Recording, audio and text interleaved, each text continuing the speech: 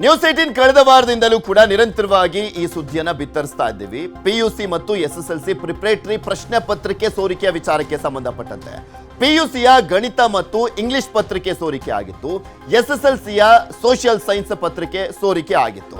ಇಷ್ಟಾದ್ರೂ ಕೂಡ ಶಿಕ್ಷಣ ಇಲಾಖೆ ಎಚ್ಚೆತ್ತುಕೊಳ್ತಾ ಇಲ್ವಾ ಅನ್ನುವಂಥ ಪ್ರಶ್ನೆ ಇತ್ತು. ಅದಾದ್ಮೇಲೆ ನಿರಂತರವಾಗಿ ಪ್ರಶ್ನೆ ಮಾಡಿದ್ಮೇಲೆ ಕಂಪ್ಲೇಂಟ್ ಎಲ್ಲ ಕೊಟ್ಟು ಫೈನಲಿ ಈಗ ಅವರನ್ನ ಅರೆಸ್ಟ್ ಮಾಡುವಂತ ಕೆಲಸ ಆಗ್ತದೆ. ಒಂದು ಟೀಮ್ ಅರೆಸ್ಟ್ ಆಗಿದೆ. ಯಾವ ಟೀಮು? ಎಸ್ಎಸ್ಎಲ್ಸಿ ಪ್ರಿಪರೇಟರಿ ಪ್ರಶ್ನೆ ಪತ್ರಿಕೆ ಸೋರಿಕೆಯನ್ನ ಮಾಡಿದಂತ ಟೀಮ್ ಅರೆಸ್ಟ್ ಆಗಿದೆ. ನ್ಯೂಸ್ 18ನಲ್ಲಿ ಪೇಪರ್ ಲೀಕ್ ಬಗ್ಗೆ ನಿರಂತರವಾಗಿ ವರದಿಯನ್ನ ಪ್ರಸಾರ ಮಾಡಲಾಗಿತ್ತು. ನ್ಯೂಸ್ 18 ವರದಿ ಬೆನ್ನಲ್ಲೇ 8 ಆರೋಪಿಗಳನ್ನ ಅರೆಸ್ಟ್ ಮಾಡಲಾಗಿದೆ. ಸೈಬರ್ ಕ್ರೈಮ್ ನಲ್ಲಿ ದೂರು ಕೂಡ ದಾಖಲಾಗಿತ್ತು. ಅದಾದ ನಂತರ ನ್ಯೂಸ್ 18 ವರದಿಯನ್ನ ಪ್ರಸಾರ ಮಾಡ್ತಾ ಶಿಕ್ಷಣ ಸಚಿವರನ್ನ, ಅಧಿಕಾರಿಗಳನ್ನ ಎಚ್ಚರಿಸುವಂತ ಕೆಲಸವನ್ನ ಮಾಡಿದ್ರು. ಮೇನ್ ಎಕ್ಸಾಮ್ಗೆ ನೀವು ಯಾವ ರೀತಿಯಾಗಿ ಧೈರ್ಯ ಕೊಡ್ತೀರಾ, ಈಗಲೇ ಈ ರೀತಿಯಾಗಿ ಪೇಪರ್ ಲೀಕ್ ಆಗ್ತಾ ಇದೆಯಲ್ಲ ಅಂತ ಕೇಳಿದಾಗ ಫೈನಲಿ ಅಖಾಡಕ್ಕೆ ಇಳಿದಿದ್ರು. ಎಸ್ಎಸ್ಎಲ್ಸಿ ಪ್ರಿಪರೇಟರಿ ಪೇಪರ್ ಲೀಕ್ ಮಾಡಿದಂಥವರು, ಪೇಪರ್ ಸೋರಿಕೆ ಮಾಡಿದಂಥ 8 ಮಂದಿಯನ್ನ ಅರೆಸ್ಟ್ ಮಾಡಲಾಗಿದೆ. ಇದು ನ್ಯೂಸ್ 18 ವರದಿಯ ಬಿಗ್ ಇಂಪ್ಯಾಕ್ಟ್. ಪೇಪರ್ ಲೀಕ್ ಮಾಡಿದ್ದು ಹೆಡ್ ಮಾಸ್ಟರ್ ಅಂತೆ, ಶಿಕ್ಷಕರಂತೆ.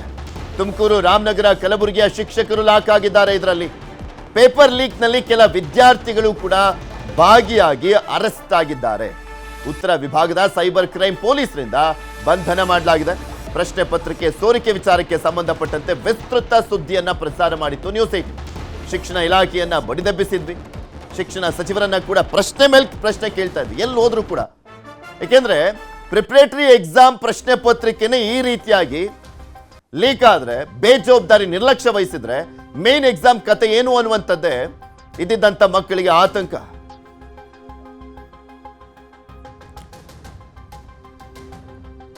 ಇದ್ರ ಬಗ್ಗೆ ಇನ್ನಷ್ಟು ಮಾಹಿತಿಯನ್ನ ಕೊಡ್ತಾ ಹೋಗ್ತಾರೆ ನಮ್ಮ ಪ್ರತಿನಿಧಿ ಮಂಜುನಾಥ್. ನಮ್ಮ ಜೊತೆ ನೇರ ಸಂಪರ್ಕದಲ್ಲಿ ಜಾಯಿನ್ ಆಗಿದ್ದಾರೆ. ಮಂಜು, ಇಲ್ಲಿ ಪ್ರಮುಖವಾಗಿ 8 ಜನರನ್ನ ಅರೆಸ್ಟ್ ಮಾಡಲಾಗಿದೆ. ಅದರಲ್ಲಿ ಶಿಕ್ಷಕರು ಮತ್ತೆ ವಿದ್ಯಾರ್ಥಿಗಳು ಕೂಡ ಸೇರಿರುವಂತದ್ದು. ಯಾರ್ಯಾರ ಪಾತ್ರ ಯಾವ ರೀತಿಯಾಗಿದೆ, ಅವರೆಲ್ಲ ಯಾವ ರೀತಿಯ ಇನ್ವಾಲ್ವ್ ಆಗಿದ್ರು ಈ ಪ್ರಶ್ನೆ ಪತ್ರಿಕೆ ಲೀಕ್ ನಲ್ಲಿ? ಎಸ್, ಖಂಡಿತವಾಗ್ಲೂ ಪೃಥ್ವಿ, ಕಳೆದ 3-4 ದಿನಗಳಿಂದಲೂ ಕೂಡ ನಿರಂತರವಾಗಿ news 18 preparatory question paper leak ಆಗಿದೆ, ಜೊತೆಗೆ ಸೋಷಿಯಲ್ ಮೀಡಿಯಾದಲ್ಲೂ ಕೂಡ ಅಷ್ಟೇ ಹರಿದಾಡ್ತಿದೆ ಅನ್ನುವಂಥದ್ರ ಬಗ್ಗೆ ವಿಸ್ತೃತವಾದಂಥ ಸುದ್ದಿಯನ್ನು ಪ್ರಸಾರ ಮಾಡಿದ್ವಿ. ಇದರ ಜೊತೆಗೆ ಶಿಕ್ಷಣ ಸಚಿವರ ಗಮನಕ್ಕೂ ಕೂಡ ಅಷ್ಟೇ ಈ ಒಂದು ಪ್ರಕರಣದ ಬಗ್ಗೆ ತಂದಿದ್ವಿ. ಅವರು ಕೂಡ ಇನ್ವೆಸ್ಟಿಗೇಷನ್ ಮಾಡೋದಕ್ಕೆ ನಾನು ಸೂಚನೆಯನ್ನು ಕೊಟ್ಟಿದ್ದೀನಿ ಅನ್ನುವಂಥ ಮಾತನ್ನು ಕೂಡ ಹೇಳಿದ್ರು. ಈ ಬೆನ್ನಲ್ಲೇ ಬೆಂಗಳೂರಿನ ಉತ್ತರ ವಿಭಾಗದ ಸೈಬರ್ ಕ್ರೈಮ್ ಪೊಲೀಸರು ಕೂಡ ಅಷ್ಟೇ ಪ್ರಕರಣವನ್ನು ದಾಖಲು ಮಾಡಿಕೊಂಡು ಇದುವರೆಗೂ 8 ಜನರನ್ನು ಬಂಧನ ಮಾಡಿದ್ದಾರೆ. ಆ 8 ಜನರ ಪೈಕಿ 6 ಜನ ಶಿಕ್ಷಕರಿದ್ದಾರೆ. ಇನ್ನು ಉಳಿದಂತೆ 2 ವಿದ್ಯಾರ್ಥಿಗಳನ್ನು ಕೂಡ ಈಗಾಗಲೇ ಅರೆಸ್ಟ್ ಮಾಡಿ ಇನ್ವೆಸ್ಟಿಗೇಷನ್ ಅನ್ನು ಮಾಡ್ತಿದ್ದಾರೆ. ಇನ್ನು ಇನ್ವೆಸ್ಟಿಗೇಷನ್ನ ಟೈಮ್ನಲ್ಲಿ ಒಂದಷ್ಟು ವಿಚಾರಗಳು ಕೂಡ ಅಷ್ಟೇ ಪೊಲೀಸರಿಗೆ ಗೊತ್ತಾಗಿರುವಂಥದ್ದು. ಅದರಲ್ಲೂ ಕೂಡ ಪ್ರಮುಖವಾಗಿ ಈ ಒಂದು ಪ್ರಶ್ನೆ ಪತ್ರಿಕೆ ಅನ್ನುವಂಥದ್ದು ಹೇಗೆ ಸೋರಿಕೆ ಆಯಿತು ಅನ್ನುವಂಥದ್ರ ಬಗ್ಗೆ ಮಾಹಿತಿಯನ್ನು ಸಂಗ್ರಹ ಮಾಡಿದ್ದಾರೆ. ಅದರಲ್ಲೂ ಕೂಡ ಅಷ್ಟೇ ಶಿಕ್ಷಕರಿಂದಲೇ ಈ ಒಂದು ಪ್ರಶ್ನೆ ಪತ್ರಿಕೆ ಅನ್ನುವಂಥದ್ದು ಸೋರಿಕೆ ಆಗಿರುವಂಥ ವಿಚಾರ ಕೂಡ ಈಗಾಗಲೇ ತನಿಖೆಯ ಸಂದರ್ಭದಲ್ಲಿ ಬಯಲಾಗಿರುವಂಥದ್ದು. ಯಾಕಂದರೆ ಪ್ರತಿಯೊಬ್ಬ ಶಿಕ್ಷಕರು ಕೂಡ ಅಷ್ಟೇ ಒಂದು ಐಡಿಯನ್ನು ಕೊಟ್ಟಿರ್ತಾರೆ. ಒಂದು ಐಡಿಯಲ್ಲಿ ಡೌನ್ಲೋಡ್ ಮಾಡಿರುವಂಥ ಒಂದು ಪ್ರಶ್ನೆ ಪತ್ರಿಕೆಯನ್ನು ವಿದ್ಯಾರ್ಥಿಗಳಿಗೆ ಬಂದಿದೆ. ವಿದ್ಯಾರ್ಥಿಗಳು ಅಲ್ಲಿಂದ ಸೋಷಿಯಲ್ ಮೀಡಿಯಾದಲ್ಲಿ ಹಾಕ್ತಿದ್ರು. ಸೋಷಿಯಲ್ ಮೀಡಿಯಾದಲ್ಲಿ ಹಾಕ್ಕೊಂಡ್ಬಿಟ್ಟು ಈ ಪ್ರಶ್ನೆ ಪತ್ರಿಕೆ ಏನಾದರೂ ನಿಮ್ಗೆ ಬೇಕು ಅಂದಂಥ ವೇಳೆಯಲ್ಲಿ ನಮಗೆ ಪರ್ಸನಲ್ ಆಗಿ ಮೆಸೇಜನ್ನು ಮಾಡಿ ನಾವು ಪ್ರಶ್ನೆ ಪತ್ರಿಕೆಯನ್ನು ಕೊಡ್ತೀವಿ ಅಂತಲೂ ಕೂಡ ಅಷ್ಟೇ ಸೋಷಿಯಲ್ ಮೀಡಿಯಾದಲ್ಲಿ ಒಂದಷ್ಟು ಪೋಸ್ಟ್ಗಳನ್ನು ಹಾಕ್ಕೊಂಡಿದ್ರು. ಅದರಂತೆ ಪೊಲೀಸರು ಇನ್ವೆಸ್ಟಿಗೇಷನ್ ಮಾಡಿದಂಥ ಸಂದರ್ಭದಲ್ಲಿ 200 ರೂಪಾಯಿಂದ 500 ರೂಪಾಯಿವರೆಗೂ ಕೂಡ ಅಷ್ಟೇ ಒಂದು ಪ್ರಶ್ನೆ ಪತ್ರಿಕೆಯನ್ನು ಮಾರಾಟ ಮಾಡ್ತಿದ್ರು ಅನ್ನುವಂಥದ್ರ ಬಗ್ಗೆ ಸದ್ಯಕ್ಕೆ ಈಗಿರುವಂಥ ಒಂದು ಮಾಹಿತಿ. ಆ ಒಂದು ಮಾಹಿತಿಯನ್ನು ಇಟ್ಕೊಂಡು ಸದ್ಯಕ್ಕೆ ಇನ್ವೆಸ್ಟಿಗೇಷನ್ ಅನ್ನು ಶುರು ಮಾಡಿದರೆ ಯಾವ ಒಂದು ಶಿಕ್ಷಕರು ಹೇಗೆ ಇದರಲ್ಲಿ ಇನ್ವಾಲ್ವ್ಮೆಂಟ್ ಇದ್ದಾರೆ ಅನ್ನುವಂಥದ್ರ ಬಗ್ಗೆ ಕೂಡ ಮಾಹಿತಿಯನ್ನು ಸಂಗ್ರಹ ಮಾಡ್ತಿದ್ದಾರೆ. ಯಾಕಂದರೆ ಐಡಿಯಾ ಮುಖಾಂತರವಾಗಿ ಪ್ರಶ್ನೆ ಪತ್ರಿಕೆಯನ್ನು ಅವರು ಡೌನ್ಲೋಡ್ ಮಾಡ್ಕೊತಾರೆ. ಡೌನ್ಲೋಡ್ ಮಾಡ್ಕೊಂಡಿದ್ದಾದಂತಹ ಬಳಿಕ ಈ ಒಂದು ವಿದ್ಯಾರ್ಥಿಗಳನ್ನು ಮುಂದಿಟ್ಕೊಂಡು ಹಣ ಮಾಡುವಂಥ ಒಂದು ಉದ್ದೇಶ ಇದಾಗಿತ್ತಾ ಅನ್ನುವಂಥ ನಿಟ್ಟಿನಲ್ಲೂ ಕೂಡ ಇನ್ವೆಸ್ಟಿಗೇಷನ್ ಅನ್ನು ಈಗಾಗಲೇ ಕಂಟಿನ್ಯೂ ಮಾಡ್ಕೊಂಡಿದ್ದಾರೆ. ಇನ್ನು 6 ಜನ ಈ ಒಂದು ಶಿಕ್ಷಕರ ಒಂದು ಮಾಹಿತಿಯನ್ನು ನೋಡ್ತಾ ಹೋದರೆ ಈ 6 ಜನರು ಕೂಡ ಅಷ್ಟೇ 4 ಜನ ಕಲಬುರಗಿಯವರು, ಅದರಲ್ಲೂ ಶಿಕ್ಷಕರಿದ್ದಾರೆ, ಮುಖ್ಯ ಶಿಕ್ಷಕರಿದ್ದಾರೆ, ಒಬ್ಬರು ರಾಮನಗರದವರು, ಮತ್ತೊಬ್ಬರು ತುಮಕೂರಿನವರು. ಈಗ ಪೊಲೀಸರಿಗಿರುವಂಥ ಒಂದು ಅನುಮಾನ ಏನು ಅಂತಂದರೆ ಪ್ರಿಪರೇಟರಿ ಕ್ವಶನ್ ಪೇಪರನ್ನು ಈ ರೀತಿಯಾಗಿ ಇವರೆಲ್ಲರೂ ಕೂಡ ಲೀಕ್ ಮಾಡ್ತಿದ್ದಾರೆ ಅಂತಂದರೆ ಬೋರ್ಡ್ನಲ್ಲಿ ಯಾರಾದರೂ ಇವರಿಗೆ ಇನ್ವಾಲ್ವ್ಮೆಂಟ್ ಇದ್ದಾರಾ, ಅಥವಾ ಅಲ್ಲಿರೋರು ಯಾರಾದರೂ ಪ್ರಶ್ನೆ ಪತ್ರಿಕೆಗಳನ್ನು ಇವರ ಮುಖಾಂತರವಾಗಿ ಸೋರಿಕೆಯನ್ನು ಮಾಡಿದ್ರ, ಅಥವಾ ಮುಂದೆ ಬರುವಂಥ ಮೇನ್ ಎಕ್ಸಾಮ್ಸ್ ಏನಿದೆ ಆ ಒಂದು ಮೇನ್ ಎಕ್ಸಾಮ್ಗೂ ಕೂಡ ಅಷ್ಟೇ ಈ ರೀತಿಯಾಗಿ ಪ್ರಶ್ನೆ ಪತ್ರಿಕೆಗಳನ್ನು ಸೋರಿಕೆ ಮಾಡುವುದಕ್ಕೆ ಒಂದು ಟೀಮ್ ರೆಡಿ ಆಗ್ತಿದೆ ಅನ್ನುವಂಥದ್ರ ಬಗ್ಗೆ ಸಹಜವಾಗಿ ಈಗ ಪೊಲೀಸರಿಗಿರುವಂಥ ಒಂದು ಅನುಮಾನ. ಆ ಕಾರಣಕ್ಕೋಸ್ಕರ 6 ಜನ ಶಿಕ್ಷಕರೇನಿದೆ ಅವ್ರಿಗೆ ಏನಾದರೂ ಇಂಟರ್ಲಿಂಕ್ ಇದೆಯಾ ಅನ್ನುವಂಥದ್ರ ಬಗ್ಗೆ ಕೂಡ ಈಗಾಗಲೇ ಇನ್ವೆಸ್ಟಿಗೇಷನ್ ಅನ್ನು ಮಾಡ್ತಿದ್ದಾರೆ. ಜೊತೆಗೆ ಅವರ ಮೊಬೈಲ್ ಫೋನ್ಸ್ ಆಗಿರ್ಬೋದು, ಮೊಬೈಲ್ ಫೋನ್ಗಳಲ್ಲಿ ಏನೋ ಅಂತಂದರೆ ವಾಟ್ಸಪ್ ಗ್ರೂಪ್ ಆಗಿರ್ಬೋದು, ಟೆಲಿಗ್ರಾಮ್ ಗ್ರೂಪ್ ಆಗಿರ್ಬೋದು, ಅಥವಾ ಇನ್ನಿತರ ಯಾವುದಾದ್ರೂ ಒಂದು ಆ್ಯಪ್ಗಳಲ್ಲಿ ಏನಾದರೂ ಇವರು ಗ್ರೂಪ್ಗಳನ್ನು ಕ್ರಿಯೇಟ್ ಮಾಡಿಕೊಂಡು ಆ ಒಂದು ಗ್ರೂಪ್ನಲ್ಲಿ ಈ ಒಂದು ರಿಲೇಟೆಡ್ ಆಗಿ ಪ್ರಶ್ನೆ ಪತ್ರಿಕೆ ವಿಚಾರವಾಗಿ ಏನಾದರೂ ಚರ್ಚೆಯನ್ನು ಮಾಡಿದಾರಾ, ಅಥವಾ ಅಲ್ಲೇನಾದರೂ ಒಂದು ಪ್ರಶ್ನೆ ಪತ್ರಿಕೆ ಬೇಕು ಅಂತಂದ್ರೆ ಇಂತಿಷ್ಟು ದುಡ್ಡು ಬೇಕು ಅಂತ ಏನಾದರೂ ಅಲ್ಲಿ ಮೆನ್ಷನ್ ಮಾಡಿದಾರೆ ಅನ್ನೋದ್ರ ಬಗ್ಗೆ ಕೂಡ ಈಗಾಗಲೇ ಪೊಲೀಸರು ಇನ್ವೆಸ್ಟಿಗೇಷನ್ ಅನ್ನು ಮಾಡ್ತಿದ್ದಾರೆ. ಸದ್ಯಕ್ಕೆ 6 ಜನರ ಮೊಬೈಲ್ ಫೋನ್ಗಳನ್ನು ಕೂಡ ಈಗಾಗಲೇ ಸೀಸ್ ಮಾಡ್ಕೊಂಡಿದ್ದಾರೆ. ಸೀಸ್ ಮಾಡ್ಕೊಂಡು ಅದನ್ನು ಪರಿಶೀಲನೆ ಮಾಡುವಂಥ ಒಂದು ಕೆಲಸವನ್ನು ಮಾಡ್ತಿದ್ದಾರೆ.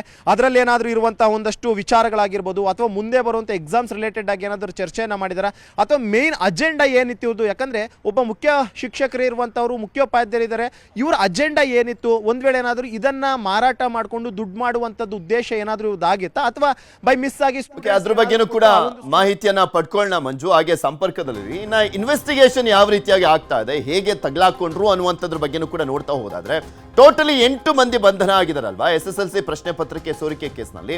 ಪೊಲೀಸರ ತನಿಖೆ ವೇಳೆ ಸ್ಫೋಟಕ ವಿಚಾರಗಳು ಬಯಲಾಗ್ತಾ ಇದಾವೆ. ಅದೇನೇನು ಅಂತ ನೋಡ್ತಾ ಹೋದಾದ್ರೆ ಸೋಷಿಯಲ್ ಮೀಡಿಯಾದಲ್ಲಿ ಪ್ರಶ್ನೆ ಪತ್ರಿಕೆ ಮಾರಾಟ ಮಾಡಲಾಗ್ತಾ ಇತ್ತು. ಅಲ್ಲಿ ಸ್ಟೇಟಸ್ ಹಾಕೊಳ್ತಾ ಇದ್ರು, ಇನ್ಸ್ಟಾಗ್ರಾಮ್ನಲ್ಲಿ ಸ್ಟೇಟಸ್ ಅನ್ನ ಹಾಕೊಳ್ತಾ ಇದ್ರು. ಇಂತಿಷ್ಟು ದುಡ್ಡು ಕೊಟ್ರೆ ನಿಮಗೆ ಪ್ರಶ್ನೆ ಪತ್ರಿಕೆ ಅಂತ ಹೇಳ್ತಾ ಇದ್ರು. ಪ್ರಿಪ್ರೇಟರಿ ಪ್ರಶ್ನೆ ಪತ್ರಿಕೆ ಮಾರಾಟ ಮಾಡಿದ್ರು ಸ್ಟೂಡೆಂಟ್ಸ್ಗಳು. ಇನ್ಸ್ಟಾಗ್ರಾಮ್ನಲ್ಲಿ ಪೇಪರ್ ಪೋಸ್ಟ್ ಅನ್ನು ಹಾಕಿದ್ರು. ಅವರು ನೀವು ಫುಲ್ ದುಡ್ಡು ಕೊಟ್ರೆ ಫುಲ್ ಪೇಪರ್ ಅನ್ನ ಕಳಿಸ್ತೀವಿ ಅಂತಲ್ಲ, ವಿದ್ಯಾರ್ಥಿಗಳು ಮೆಸೇಜ್ ಮಾಡಿ ಪೇಪರ್ ಅನ್ನ ಪಡೆದುಕೊಳ್ತಾ ಇದ್ರು. ಬೇರೆ ಬೇರೆ ಸ್ಟೂಡೆಂಟ್ಗಳು ಆ ಅಕೌಂಟಿಗೆ ಮೆಸೇಜ್ ಮಾಡಿ ನಮಗೆ ಪೇಪರ್ ಬೇಕು ಅಂತ ಹೇಳಿ ದುಡ್ಡನ್ನು ಕಳಿಸ್ತಾ ಇದ್ರು. 200 ರೂಪಾಯಿ 500 ರೂಪಾಯಿಗೆ SSLC ಪ್ರಶ್ನೆ ಪತ್ರಿಕೆ ಮಾರಾಟ ಮಾಡ್ತಾ ಇದ್ರಂತೆ. ಶಿಕ್ಷಕರ ಮೂಲಕ ಪತ್ರಿಕೆಯನ್ನ ಪಡೆದು ಆನ್ಲೈನ್ನಲ್ಲಿ ಮಾರಾಟ. ಪತ್ರಿಕೆ ಸೇಲ್ ಮಾಡಿದ್ದಂಥ ಮತ್ತು ಸಹಕರಿಸಿದ್ದಂಥ ಶಿಕ್ಷಕರನ್ನ ಬಂಧನ ಮಾಡಲಾಗಿದೆ. ಈಗ ಆಲ್ರೆಡಿ ಶಿಕ್ಷಕರಿಂದಲೇ ಇಂತಹ ಕೃತ್ಯಗಳಿಗೆ ಸಹಕಾರ ಅನುಮಾನ ವ್ಯಕ್ತವಾಗ್ತಾ ಇದೆ ಶಿಕ್ಷಕರ ಮೇಲೆ. ಇವರ ಆಧಾರದಲ್ಲಿ ಪೋಸ್ಟ್ ಮಾಡಿದವರ ಪತ್ತೆ ಮಾಡಲಿಕ್ಕೆ ತನಿಖೆಯನ್ನು ಮಾಡಲಾಗ್ತದೆ. ಉತ್ತರ ವಿಭಾಗ ಸೆನ್ ಪೊಲೀಸರಿಂದ ಮುಂದುವರೆದಿರುವಂಥದ್ದು ತನಿಖೆ. ಇದ್ರ ಬಗ್ಗೆನೂ ಕೂಡ ಮಾಹಿತಿಯನ್ನ ಕಲೆಕ್ಟ್ ಮಾಡ್ಕೊಳ್ಳೋಣ. ಇಲ್ಲಿ ನಮ್ಮ ಪ್ರತಿನಿಧಿ ಮಂಜು ಇದ್ದಾರೆ. ಮಂಜು, ಇಲ್ಲಿ ನೋಡ್ತಾ ಇದೀವಲ್ಲ, ಇಲ್ಲಿ ಎಷ್ಟೆಷ್ಟಕ್ಕೆ ದುಡ್ಡಿಗೆ ಮಾರಾಟ ಮಾಡ್ತಾ ಇದ್ರು ಅನ್ನುವಂಥದ್ರ ಬಗ್ಗೆ ಒಂದ್ ಕಡೆ ಮಾಹಿತಿ, ಮತ್ತು ಒಂದ್ ಕಡೆ ವಿದ್ಯಾರ್ಥಿಗಳಿಗೆ ಕಾಂಟ್ಯಾಕ್ಟ್ ಆದಂಥವ್ರು ಯಾರು, ಮತ್ತೆ ಯಾವ ಅಕೌಂಟ್ ಇಂದ ಸೇಲ್ ಮಾಡ್ಲಾಗ್ತಾ ಇತ್ತು, ಯಾರ್ಯಾರನ್ನೆಲ್ಲ ಮೇನ್ ಆಗಿ ಟಾರ್ಗೆಟ್ ಮಾಡ್ಲಾಗ್ತಾ ಇತ್ತು ಅನ್ನುವಂಥದ್ರ ಬಗ್ಗೆ ಇನ್ವೆಸ್ಟಿಗೇಷನ್ ಮಾಡ್ಲಾಗ್ತಾ ಇದೆ.